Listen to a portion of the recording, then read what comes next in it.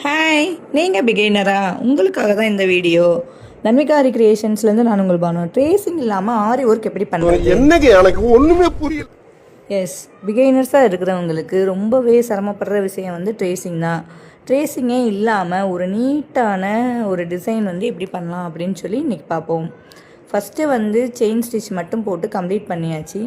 Sleeve length பார்த்திங்கன்னா 12 inch இருக்குது. அதில் வந்து நான் சென்டர் போர்ஷன் வந்து 6 வந்து மார்க் பண்ணிக்கிறேன்.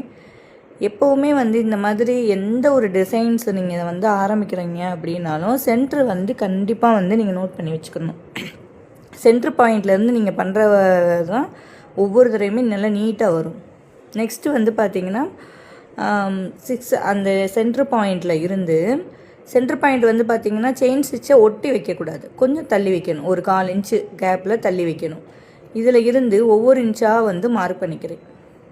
இந்த டிசைனுக்கு வந்து பார்த்திங்கன்னா சென்டரில் வந்து இந்த மாதிரி இந்த இதில் வைக்கிறது 2 பக்கம் மார்க் பண்ணிக்கிறேன். செயின் ஸ்டிச்சிலேருந்து இந்த டாட் வந்து ஒரு 1/4 இன்ச் இருக்கிற மாதிரி மார்க் பண்ணிக்கிறேன். இது மாதிரி 2 பக்கமும் மார்க் பண்ணிக்கிறேன். லெஃப்ட் சைடு ரைட் சைடு 2 பக்கமே ஒவ்வொரு இன்ச் இருக்கிற மாதிரி மார்க் பண்ணிக்கிறேன். நெக்ஸ்ட்டு வந்து ஸ்விங் த்ரெட் தான் எடுத்திருக்கேன். இது வந்து 3 mmல இல்லை, ஒரு கிளிப் ஸ்டோன் தான். இது வந்து சாரியில் ஒரு எல்லோ கலர் வர்றதுனால ஒரு கோல்டன் கலரில் எடுத்துருக்கிறேன்.